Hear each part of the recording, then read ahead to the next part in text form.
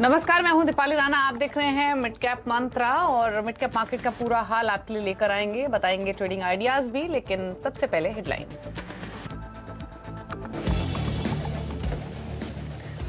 Weekly expiry से पहले बेहद सीमित दायरे में कारोबार। निफ्टी में सिर्फ 150 और निफ्टी बैंक में 250 अंकों का दायरा। रिलायंस, इंफोसिस, भारती एयरटेल दिखा रहे हैं दम।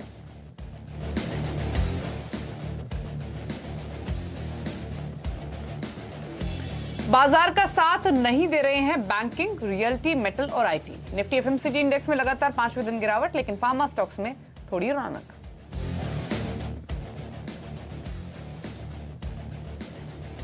डॉलर के मुकाबले रिकॉर्ड निचले स्तरों तक फिसला रुपया। $1 का भाव 77 रुपए 81 पैसे तक पहुंचा। कमजोर रुपए से आईटी और फार्मा शेयरों में रौनक।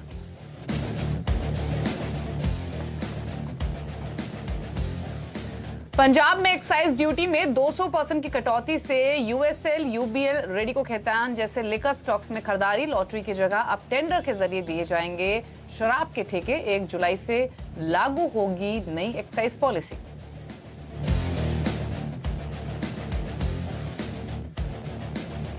आईईएक्स को मिली बड़ी राहत। पावर रेगुलेटर सीईआरसी ने दी छमाही और सालाना जैसे लंबे समय के कॉन्ट्रैक्ट को मंजूरी। वॉल्यूम में बढ़ोतरी की उम्मीद। खबर से स्टॉक 4% उछला।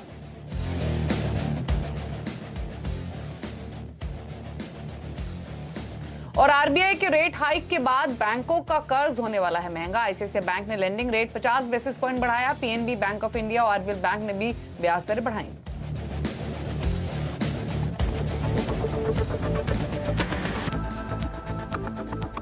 आप देख रहे हैं मिड कैप मंत्रा और बाजार एक बहुत ही सीमित दायरे में कारोबार करते हुए दिखाई देगा। हालांकि अगर आप सुबह से लेकर अब तक की चाल देखेंगे तो एक रिफ्लेक्शन ये भी मिलेगा कि जहां से मार्केट खुला वहां से धीरे धीरे रिकवरी हुआ है, लेकिन चाल बहुत ही धीमी है। अभी अगर आप देखेंगे तो थोड़ी देर पहले निफ्टी ने कोशिश की थी 16,400 को पार करने की, लेकिन उसे पार करने के बाद वापस अब 16,400 के नीचे ट्रेड करता हुआ दिख रहा है। और इसी तरीके का रुझान थोड़ा और ऊपर नीचे होते हुए आपको बैंक निफ्टी का ट्रेंड दिखेगा, सेंसेक्स का दिखेगा या फिर मिड कैप इंडेक्स का दिखेगा।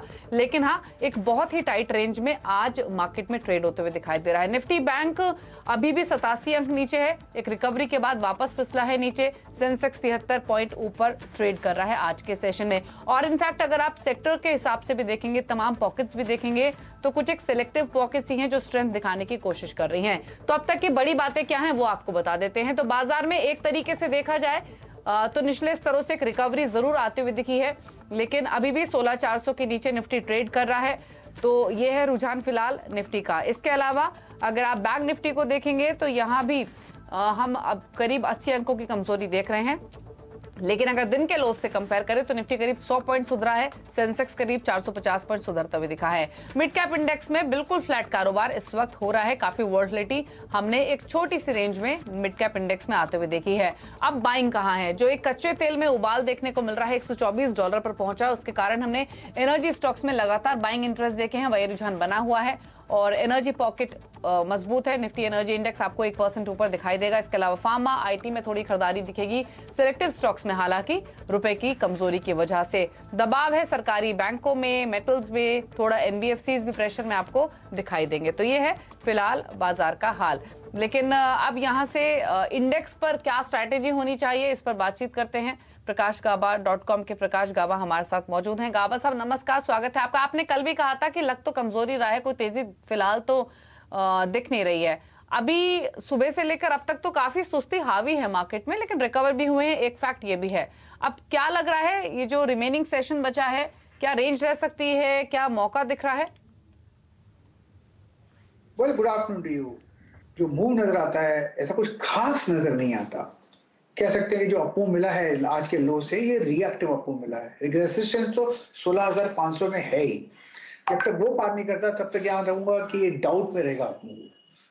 मेरे ख्याल से यहाँ ट्रेड तो ऑन द लॉन्ग साइड नहीं बनता। वॉलेटिलिटी हो सकता है लेकिन ट्रेड लॉन्ग साइड में नहीं बनता। ओके, तो ठीक है, ट्रेड छोड़ देते हैं इंडेक्स पर, तो स्टॉक्स पर करते हैं फोकस। गावत साहब, स्टॉक स्पेसिफिक आपकी राय क्या रहेगी? स्टॉक स्पेसिफिक एक दो कॉल अच्छे लगते हैं। एक तो एक कंटेनर कॉर्पोरेशन, यहाँ पर पॉसिबल है कि एक अपमूव मिले। ऑन द अपसाइड जो टारगेट है करीब 670 के, स्टॉप होगा 640 का। कंटेनर कॉर्पोरेशन में एक अप मूव मिल सकता है, बहुत बढ़िया अप मूव मिला है, देखा हमने आज। दूसरा स्टॉक जो पसंद है मुझे इस वक्त वो है आईसीआईसीआई प्रूडेंशियल। लगता है कि एक कोशिश कर रहा है ऑन द वे अप, 550 का स्टॉप लगा अगर चले on the upside, perhaps 565 possible है। ठीक है, चलिए, तो आईसीआईसीआई प्रूडेंशियल और कंटेनर कॉर्प ये दो स्टॉक्स हैं जहां पर आप तेजी के ट्रेड ले सकते हैं। दोनों स्टॉक्स दिन के ऊपरी स्तरों पर ट्रेड कर रहे हैं विद वॉल्यूम्स यहां पर एक अच्छी तेजी आज के सेशन में देखने को मिल रही है। तो मिड कैप्स में आपको सिलेक्टिव आइडियाज दिखेंगे जहां पर मोमेंटम है। तो एक बार इंडेक्स ले आते हैं मिड कैप्स का और स्टॉक्स भी आपके लिए लेकर आते हैं। कौन सी सेलेक्ट की हमने पॉकेट्स जहां पर एक्शन तेजी या फिर मंदी की तरफ देखने को मिल रहा है। मिड कैप इंडेक्स तो 1/4% के आसपास नीचे है, वापस 46 पॉइंट नीचे आ चुका है। अगेन एक रेंज में हमने यहाँ पर ट्रेड देखा है। अगर पॉकेट्स दिखाएं तो एनर्जी फुल है और एनर्जी स्टॉक्स में तेजी है, फार्मा में तेजी है। फार्मा स्टॉक्स का अगर आप हाल देखेंगे तो बायोकॉन 5% ऊपर है, सीक्वेंट साइंटिफिक में 3% का मूव देखने को मिल रहा है। डिशमैन ब्लिस टीवीएस फार्मा यहाँ भी 2.5% की मजबूती फिलहाल बनी हुई है। इसके अलावा गैस स्टॉक्स यहाँ पर गुजरात गैस इनफैक्ट पिछले 2-3 दिनों में काफी टूटा था, रिकवरी है और अभी सिर्फ 1% ऊपर ट्रेड कर रहा है। आईजीएल में 2.25% का मूव है। महानगर गैस 1% की मजबूती के साथ ट्रेडिंग दिखेगी। आईटी में आपको मिले जुले ट्रेंड्स दिखेंगे। सिलेक्टिव स्टॉक्स तेज हैं लेकिन मिड कैप्स में कई स्टॉक्स ऐसे हैं जो कि लाल निशान में। साइंट 2.5% नीचे है, रामको सिस्टम्स 2% नीचे, इंटेलेक्ट डिजाइन में 2% की कमजोरी है और फर्स्ट सोल्यूशन भी 1.25% की कमजोरी दिखा रहा है। NBFC stocks, IB housing, Muthoot finance, LIC housing, Equitas यहाँ पर 3% तक की वीकनेस आज के सेशन में दिखाई दे रही है। बैंक्स देखेंगे तो Canara bank, AU small finance bank, Karnataka bank, CSB bank यहाँ पर थोड़ी कमजोरी है, 3% तक नीचे ये स्टॉक्स ट्रेड करते हुए दिख रहे हैं। और कुछ सिलेक्टिव स्टॉक्स दिखाएं अगर तो गावा साहब ने अभी जिक्र किया था कंटेनर कॉर्प का, ये भी हमारे लिस्ट में शामिल है, 4.5% ऊपर। कैम्स 6% ऊपर है। आईईएक्स में सीएससी के ऑर्डर के बाद एक स्ट्रॉन्ग अपमूव 5% ऊपर कारोबार करते हुए टाटा कॉम भी 2.25% ऊपर कारोबार कर रहा है। गाबा साहब, एक आईईएक्स पर आपके कमेंट्स चाहिए होंगे, खबर का इंपैक्ट है लेकिन दिन के ऊपरी स्तरों पर स्टॉक क्या करें इन लेवल से? बिल्कुल, मेरे ख्याल से आईईएक्स जितनी गिरावट हुई है 310 से 180 के आसपास, उसके हिसाब से एक बाउंस तो मिलना चाहिए और आज का मूव भी काफी हद तक ठीक ही नजर आता है। 176 से स्टॉप लगाना पड़ेगा, डीप है थोड़ा लेकिन उतना जरूरी है। टारगेट ऑन द अपसाइड करीब 195-200 पॉसिबल है लेकिन थोड़ा उसे वक्त लग सकता है। IEX, Indian energy exchange. ठीक है, अच्छा गाबा साहब, ये क्रूड की जो मजबूती आई है उससे कई स्टॉक्स को फायदा हुआ है। हमने चेन्नई पेट्रो, एमआरपीएल का काफी बार शो में जिक्र किया है, इस हफ्ते की शुरुआत में भी किया था, लेकिन आज आपके कमेंट्स चाहिए ऑयल इंडिया पर। Exploration, oil production companies beneficiary रहेंगी और इसी के कारण ये सर्ज आया है, लेकिन ये स्टॉक वॉल्यूम्स के साथ चल रहा है। अगर ऑयल इंडिया को देखें और आज 7% की मजबूती इसमें देखने को मिल रही है। क्या करें वो ट्रेडर्स जिनके पास ऑलरेडी खरीदारी की पोजीशंस हैं? क्या टारगेट्स उनके लिए आप देख रहे हैं? स्टॉप लॉस कहां रखें और कोई नया ट्रेड भी ले सकते हैं क्या इन लेवल से? देखिए, ऑयल इंडिया का जो कंसोलिडेशन था 220 और 240 के बीच में था, बहुत बढ़िया कंसोलिडेशन था हायर टाइम फ्रेम बेसिस। उसके बाद ब्रेकआउट मिला और अब 300 पे चला गया है, काफी फास्ट दौड़ा है यहाँ पर। तो यहाँ पर प्रॉफिट थोड़ा बुकिंग कर सकते हैं, लेकिन जिसके पास है ऑलरेडी तो ट्रेलिंग स्टॉप लगा सकते हैं 285 का। यहाँ पर नई खरीदारी नहीं करना चाहिए क्योंकि स्ट्रेच हो चुका है, अनस्ट्रेचिंग की जरूरत है। अनस्ट्रेचिंग आती है या नहीं आती पता नहीं, लेकिन यहाँ पर स्टॉप प्रोटेक्ट करने के लिए स्टॉप लगाना चाहिए 285 का। ठीक है, तो तेजी की पोजीशंस हैं तो होल्ड कीजिए 285 के स्टॉप लॉस के साथ। ऑयल इंडिया में फिलहाल 296 पर कर रहा है ट्रेड और कच्चे तेल में जो उबाल आया है उसने पूरा सपोर्ट किया है इस पूरी ही पॉकेट को। और अगर प्राइसेस देखेंगे तो ब्रेंट के जो भाव है वो अभी भी $123 के ऊपर बना हुआ है। इनफैक्ट इंडिया ही नहीं, जो तमाम इंटरनेशनल मार्केट से सबकी नजर टिकी हुई है कच्चे तेल पर, नेचुरल गैस पर, जहां पर हमने लगातार उबाल देखा है। रिकॉर्ड हायर लेवल्स हमने नेचुरल गैस में आते हुए देखे हैं। लेकिन दोनों कमोडिटीज में जो ये आग लगी हुई है, इसके पीछे कारण क्या है, किस ओर ये भाव जाते हुए दिख रहे हैं, क्या ट्रिगर्स हैं, इन तमाम मुद्दों पर बातचीत करते हैं। हमारे साथ ये पूरा मुद्दा समझाने के लिए हमारे सहयोगी नीरज वाजपेयी मौजूद है। नीरज जी, अगर कच्चे तेल की बात करें तो अब तो वापस से $150 तक के टारगेट्स की बात होने लगी है। ट्रैफिगुरा $150 की बात कर रहा है इसी साल में, गोल्डमैन सैक्स $140 की बात कर रहा है। तो पहली चीज तो ये कि ये आखिरकार क्रूड में इतना उबाल आ क्यों रहा है और भाव के हिसाब से क्या व्यू बन रहा है अब? देखिए, कच्चे तेल की जो कहानी है वो सप्लाई कंस्ट्रेंट से शुरू हुई थी जब रशिया के साथ वॉर शुरू हुआ था यूक्रेन का। वहाँ से पूरे ये सिस्टम बिगड़ गया था और उसके बाद सप्लाई की दिक्कत आने लगी क्योंकि रशिया की तरफ से बहुत सारे कंट्रीज़ ने बैन लगाया। तो वहाँ से जब ये कहानी शुरू हुई तो प्रेशर बना कि सप्लाई कहाँ कहाँ से बढ़ सकती है, लेकिन वो बढ़ने की गुंजाइश ये थी कि खाड़ी देशों के साथ बातचीत हो, ओपेक ने बढ़ाई नहीं। अब इसके बढ़ने के सबसे बड़े जो कारण है उनमें से एक पहला कारण ये है कि जो 3 सबसे बड़े कंज्यूमर हैं ऑयल के, भारत, चीन और अमेरिका। अमेरिका नंबर 1 पे है, चीन नंबर 2 पे है और भारत नंबर 3 पे है। तीनों की तरफ से ज़बरदस्त डिमांड है।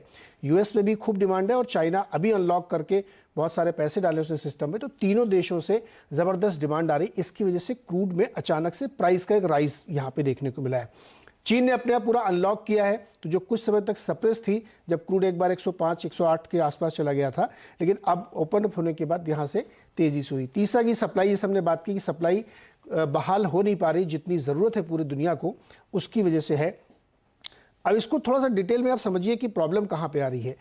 जब रशिया की तरफ से सप्लाई रुकी तो ये हुआ कि ओपेक अपने उत्पादन को बढ़ाएगा, जो कि पैंडेमिक के दौरान से लगातार कोशिश हो रही थी। तो अभी जो लास्ट मीटिंग हुई उसमें उन्होंने 6.5 लाख बैरल बढ़ाया 2 महीने के लिए, जुलाई और अगस्त के लिए। लेकिन ये जो बढ़त है ये इसलिए 6.5 लाख की गई, जो अनुमान था उससे ज़्यादा, क्योंकि रशिया का 1 लाख बैरल का कोटा कम चल रहा है। जो उनका 10.38 मिलियन का है उसमें से 1 लाख बैरल वो ऑलरेडी कम कर रहे हैं, तो उसको मेंटेन करने के लिए सऊदी अरब, यूएई और इराक ने थोड़ा थोड़ा बढ़ाया, तो जो 6.5 लाख हुआ, तो एक्चुअली नेट गेन कुछ नहीं हुआ, वो 432 ही है।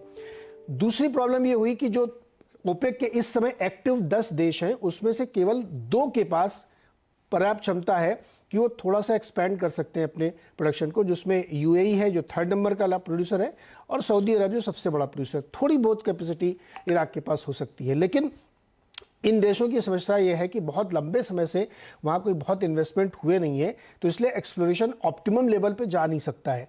तो इसलिए ओपेक के भी हाथ बंधे हुए हैं कि वो उतना उत्पादन बढ़ा नहीं सकता, इसलिए लगातार इसमें दिक्कत आ रही है। अब जो तमाम इंटरनेशनल एजेंसीज हैं वो ये कह रही हैं कि डिमांड और सप्लाई के बीच में इतना गैप क्रिएट हो गया है इस सप्लाई कंस्ट्रेंट की वजह से कि रशिया का आउटपुट लगातार गिर रहा है। उनका अनुमान है कि अभी जो कमी चल रही है ये और इंक्रीज होगी और 2023 तक तो ये करीब करीब 18% के आसपास डेफिसिट में चला जाएगा रशिया।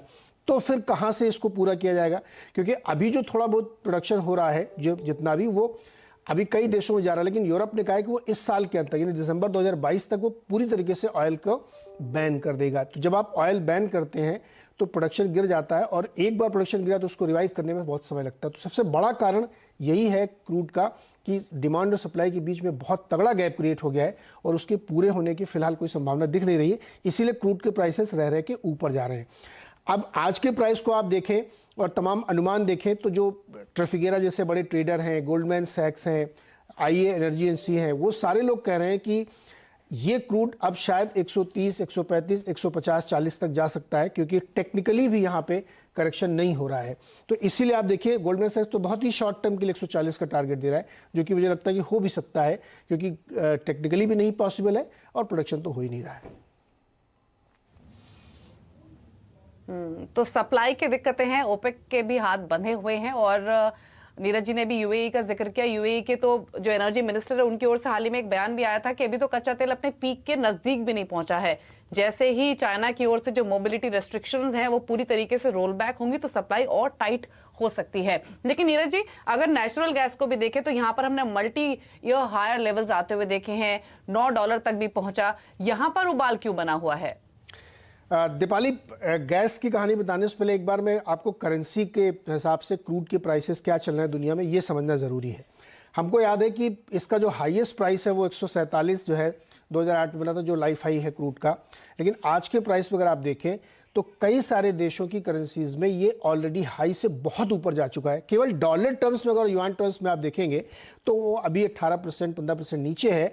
लेकिन अगर आप यूरो करेंसी में देखें और वॉन में देखें या पॉन्ड में देखें, येन में देखें, तो ये सब ऊपर जा चुका है। ये जो संख्या आपको दिख रही है परसेंटेज में है। इनफैक्ट भारत की करेंसी से अगर हम कंपेयर करें तो करीब 46% ये ऊपर जा चुका है इंडियन रूपी करेंसी में, अगर उस समय की करेंसी और इस समय की करेंसी को डिफरेंशियल को हम लें तो। इसलिए आप सोचिए कि जो हाई के प्राइसेस वो ऑलरेडी इसमें अचीव हो चुके हैं। अब आती है बात गैस की। तो गैस में एक लेटेस्ट डेवलपमेंट पहले समझ लीजिए कि कल गैस का दाम था $9.25 के आसपास, आज उसमें $1 की कमी आई। वो कमी इसलिए आई है कि टेक्सास में जो एक गैस का बेड था वहाँ पे एक विस्फोट हुआ है उसकी वजह से सप्लाई रुकी है। तो ये जो प्राइस आप देखते हैं ये यूएस नेचुरल प्राइस है, इसलिए उसमें $1 कमी आई और 8.5 के आसपास दिख रहा है। लेकिन इसका रिपरकशन ये हुआ कि यूरोप में 20-25% तक गैस की कीमतें भाग गई हैं, क्योंकि वहां के स्पॉट प्राइसेस में आग लग गई। तो यूएस में जो नेचुरल प्राइस था वो इसलिए कम हुआ क्योंकि सप्लाई रुकी, लेकिन सप्लाई जहां रुकने से असर पड़ने वाला था यूरोप पे, वहां पे 15 से 20, 25, 30% तक स्पॉट प्राइसेस ऊपर चले गए। अब गैस में भी कीमतें इसलिए लगातार बढ़ रही हैं क्योंकि यूरोप जो सबसे बड़ा कंज्यूमर है गैस का, उसको गैस मिल नहीं रही है। रशिया की तरफ से गैस बंद करी गई है। बहुत सारे देशों में खुद इन लोगों ने बंद की, बहुत सारी जगहों पे रशिया की तरफ से बंद हुई क्योंकि रूबल में पेमेंट नहीं हो पा रहा था, तो उसने रोक दी है। अब उसका असर ये हो रहा है कि यूरोप की जो डिमांड है उसको मीट नहीं कर पा रहे हैं। अमेरिका की तरफ से पूरा एलएनजी जो है इस वक्त सपोर्ट किया जा रहा है और जो जितना प्रोडक्शन है उसका 75% यूरोप में एक्सपोर्ट हो रहा है। उसके बावजूद वहां पे डेफिसिट बना हुआ है। खबरें तो यहां तक आ रही हैं कि यूरोप के कई देशों में राशनिंग करनी पड़ेगी आपको एनर्जी सप्लाई की, इस तरीके से वहां पे डेफिसिट हो रहा है।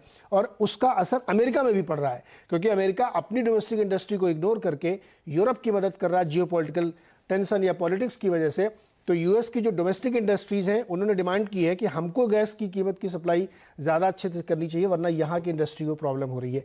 तो गैस में भी वही कहानी है, लेकिन गैस की समस्या यूरोप में बहुत ज़्यादा बड़ी खड़ी हो रही है, इसीलिए कीमतें लगातार बढ़ रही हैं और अनुमान है कि शायद $10 को बहुत जल्द ये पार कर देंगी। बिल्कुल। इनफैक्ट सुबह भी हम नेचुरल गैस की बात कर रहे थे तो एक्सपर्ट्स के जो कमेंट हमें मिले वो यही थे कि आज भले ही आपको $8 के आसपास दिखाई दे रहा है, लेकिन वापस $10-11 तक के लेवल्स भी देखने को मिल जाए तो हैरानी नहीं होगी। और EIA ने भी हाल ही में जैसे बताया कि यूएस में भी जो इन्वेंट्रीज हैं वो भी 5 ईयर के एवरेज से भी देखें तो भी लोअर लेवल्स पर ट्रेड कर रही हैं। तो नजरें तो बनी हुई हैं दोनों ही कमोडिटीज पर, ना ही सिर्फ भारत की लेकिन तमाम विदेशी बाजारों की भी। नीरज जी, शुक्रिया आपका ये पूरा एक डिटेल्ड, एक सरल भाषा में एनालिसिस व्यूअर्स के लिए लाने के लिए और इसके मायने बताने के लिए। एक ब्रेक के लिए यहाँ पर रुक रहे हैं, जब लौटेंगे तो क्विक मार्केट चेक भी लेंगे, कुछ स्टॉक्स पर भी कमेंट्स देंगे गावा साहब के। जल्द वापस आते हैं।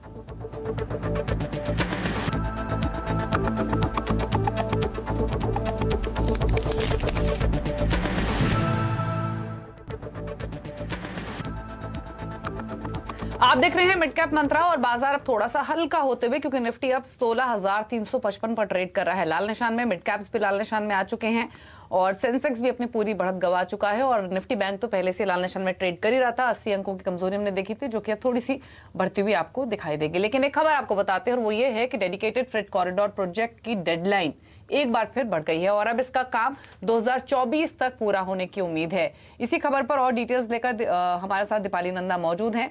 तो दीपाली बताइए, पहले भी काफी बार ये डेडलाइन एक्सटेंड हुई है, अब क्या लेटेस्ट डेवलपमेंट है, क्या अपडेट है?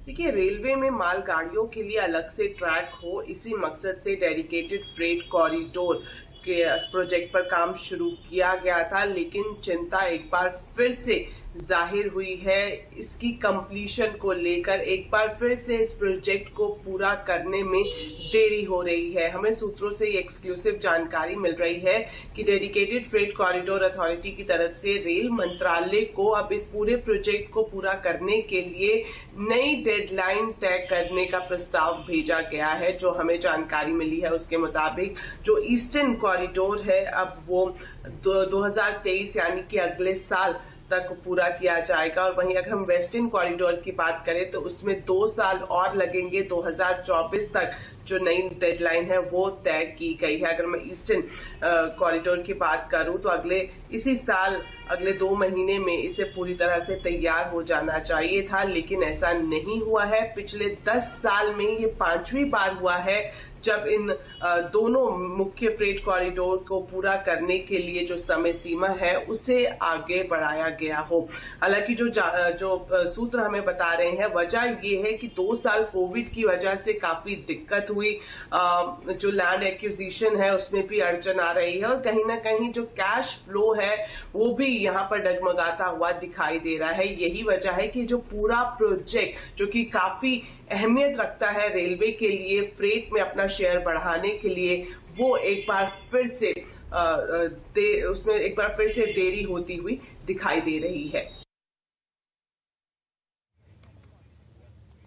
शुक्रिया आपका दीपाली ये डिटेल्स बताने के लिए। तो जो प्रोजेक्ट को पूरा करने की डेडलाइन है वो एक बार फिर से बढ़ाई गई है, पहले भी इसमें डिले हुआ है और जिसके कारण डेडलाइन बढ़ रही है। ये ऐसा पहली बार नहीं हुआ है। इस बीच कंटेनर कॉर्प आपको दिखाएं, गाबा साहब ने इनफैक्ट शो की शुरुआत में अपनी कॉल के तौर पर रेकमेंड किया भी था और अभी डे हाई पर ट्रेड कर रहा है 652 653 के लेवल्स पर। एक स्ट्रॉन्ग अपमूव स्टॉक में आज के सेशन में देखने को मिल रहा है। इसके अलावा एक स्टॉक गाबा साहब से उसकी राय ले लेते हैं, वो है कैम्स का। यहाँ पर 5.5% का मूव है आज के सेशन में, यूजुअल से ज्यादा वॉल्यूम्स देखने को मिल रहे हैं। गाबा साहब एक बार स्टॉक को भी देखिए और बताइए क्या सजेशंस हैं आपके कंप्यूटर एज मैनेजमेंट सर्विसेज यानी कैम्स पर। कैम्स का चार्ट स्ट्रक्चर लगता है कि अपमूव मिलना चाहिए। 27 अभी ट्रेड करे 2565, थोड़ा वक्त दीजिए, शायद 2650 27 भी जा सकता है। लेकिन आज क्या ही लेना है तो स्टॉप डीप होगा 2450 का, यही सोचना है और क्वांटिटी कम कर सकते हैं। लेकिन ये ऐसे बाय एंड होल्ड स्टॉक है कैम्स के लिए। तो बाय एंड होल्ड स्टॉक 137 रुपए ऊपर आज के सेशन में कारोबार करते हुए। शुक्रिया गाबा साहब सभी स्टॉक्स पर अपने कमेंट्स देने के लिए, शो में आने के लिए। और इसी के साथ फटाफट से खिलाड़ी नंबर 1 का अपडेट भी आपको बता देते हैं। इस हफ्ते एलकेपी सिक्योरिटीज के रूपक डे, विघ्नहर्ता इन्वेस्टमेंट के विभोर वार्ष्णेय और वेवस्ट्रैटेजी.com के आशीष क्याल के बीच मुकाबला हो रहा है। अब तक रिटर्न की स्थिति दिखा देते हैं, मुनाफे का मीटर आपकी स्क्रीन पर। हमने देखा इस हफ्ते की शुरुआत से विभोर ने लीड बनाई हुई थी और अब अच्छे रिटर्न उनके पोर्टफोलियो की ओर से मिल रहे हैं। 17.5% के रिटर्न के साथ विभोर लीड करते हुए पहले पायदान पर। रूपक डे का पोर्टफोलियो 9% के रिटर्न्स लेंड कर रहा है और आशीष क्याल का पोर्टफोलियो नेगेटिव रिटर्न्स के साथ -5.3% रिटर्न्स दे रहा है। तो यह है अब तक के रिटर्न की स्थिति लीड करते हुए विभोर। तो यह है खिलाड़ी नंबर 1 का अपडेट। और इसी के साथ रुक रहे हैं मिड कैप मंत्रा में एक ब्रेक के लिए, लेकिन ब्रेक के उस पर भी खबरें जारी है CNBC आवाज पर। नमस्कार।